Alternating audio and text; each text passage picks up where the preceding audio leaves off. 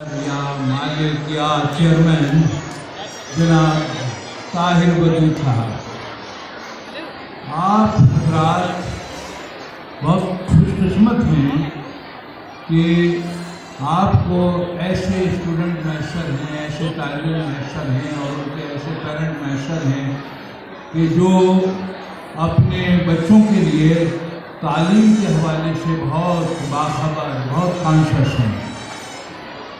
میں آپ سے صرف ایک گزارش کرنا چاہتا ہوں،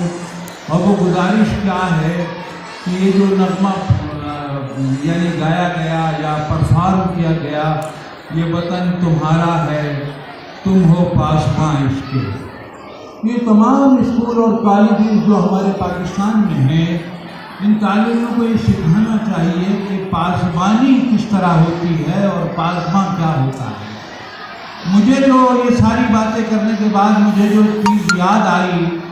وہ امریکہ کی آزادی جو ہے وہ مجھے یاد آ گئی۔ امریکہ کس طرح آزاد ہوا 1763 یعنی 1763 میں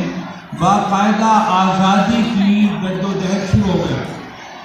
اور پھر یہ جو 1775 آیا تو ان کے 3 فرنٹ لائن کے پوئٹس تھے، جس میں جان ٹرمبل تھا، فلپ فرینیو تھا اور جوئی بارلو تھا۔ انہوں نے فائن آرٹس پر جو کمال نظمیں لکھی، انہوں نے کہا کہ ہم جو ہے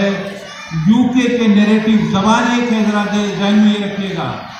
جو نوآبادیات کی تشکیل کرنے والے لوگ ہیں وہ یو کے لوگ ہیں، اور